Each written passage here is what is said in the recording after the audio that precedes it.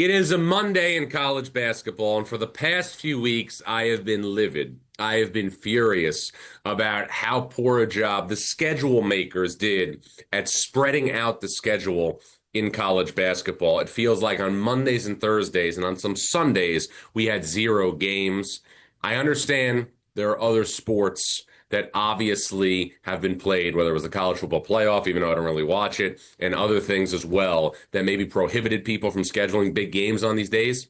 We should still have a better disbursement of games throughout the week. But not to worry. Tonight, there is some massive, massive action in college sports, especially college basketball. Three power conference games tonight: Ohio State, Penn State, and Columbus. That should obviously be a comfortable win for the Buckeyes at home. But tonight, we have an elite doubleheader. A doubleheader to me that feels like a Sweet 16 regional or better in the NCAA tournament. We start at Cameron Indoor Stadium, where Louisville, fresh off a win Saturday against Virginia Tech with Michael Brown Jr. back in the lineup, will go to Cameron Indoor Stadium and take on Duke. Duke, one of two teams right now in college basketball with 8 quad one wins along with Arizona. Duke with one loss this season, Texas Tech in December at Madison Square Garden. Duke off to its best start since the 2010-2011 season. Now, with that said, watching Louisville play with Michael Brown in the lineup on Saturday, it got me thinking, are the Cards the second best team in the ACC now that they have their top flight point guard back? And I think that answer may be a resounding yes. Now, I know that North Carolina went on the road on Saturday, got a great win against Virginia. Derek Dixon is settling in nicely for the Tar Heels at point guard, who also got a massive game off the bench from Jaron Stevenson, also got a really nice game from Luka Bogovac. But the NCAA tournament in college basketball and having success in college basketball at the highest of levels is going to be predicated on great guard play and guard play at the highest level.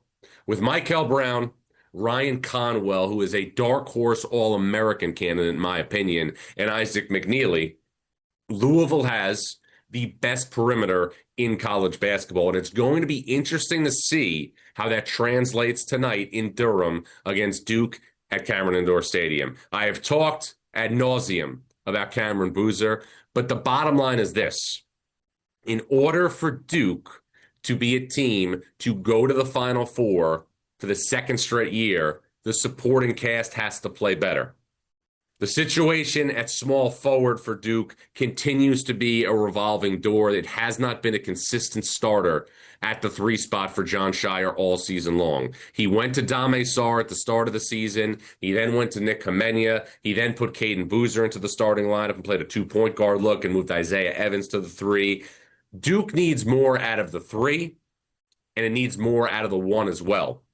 And that's directly related to Caleb Foster, who over the last 4 games has only scored a combined 17 points, and twice during that span, he has put up a donut and scored 0 points. Duke can't go to the Final Four if that's what's happening with its supporting cast. Now, the power game of Duke with Boozer and Gangba and Malik Brown up front was a big-time factor when Duke beat Louisville at the KFC Yum Center earlier this season. But with that said, that game was played without Michael Brown Jr. at the point of attack. This is a high-level game tonight at Cameron Indoor Stadium.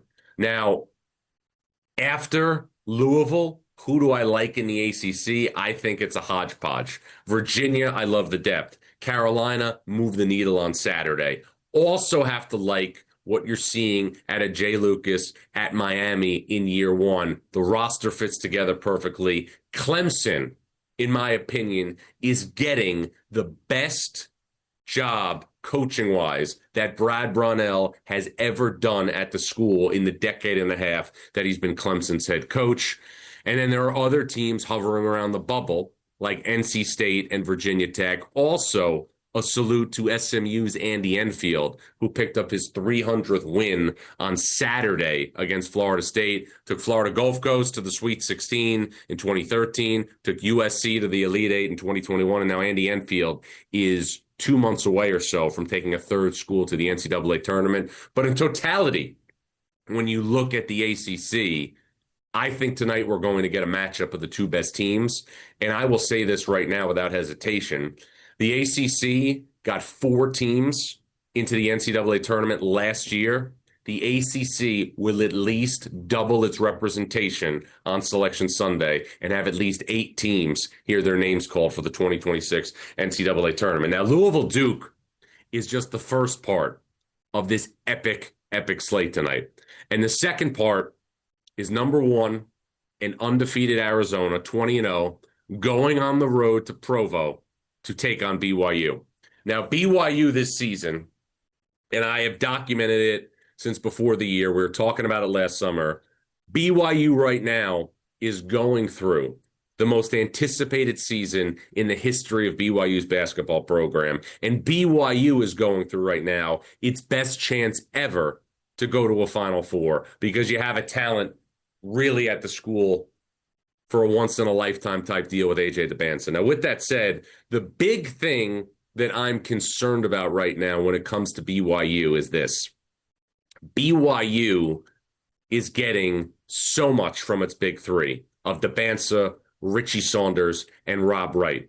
And I looked it up and went over the numbers earlier. BYU is getting nearly 70% of its scoring from those three players, DeBansa, Saunders, and Wright. So I'm wondering, over the course of the postseason, when you're trying to win 4 games to go to the Final Four, is BYU going to have enough ancillary pieces around those three players to get to a Final Four and even have a chance to beat a team like Arizona tonight? I'm not so sure. Now, let's face it. Losing Dawson Baker to a season-ending injury affected BYU's depth. And another thing we have to keep in mind as well, BYU's big men tonight are going to be severely tested up front. Kebakeda, to me, the unsung presence up front for BYU, but he is going to be severely tested against, in my opinion, the best three-man front court combination in the sport with Koa Pete, Mo Krivash, and Toby Awaka, who I said last Thursday, to me is unequivocally the top 6 man in college basketball. Arizona has answered every single challenge that has been thrown its way this season, and it has done it in impressive fashion. Went to Vegas opening night, beat Florida. Went to Intuit Dome in Southern California, beat UCLA. Went to UConn and beat UConn, even if UConn didn't have Tarris Reed and Braylon Mullins. But I'll say this.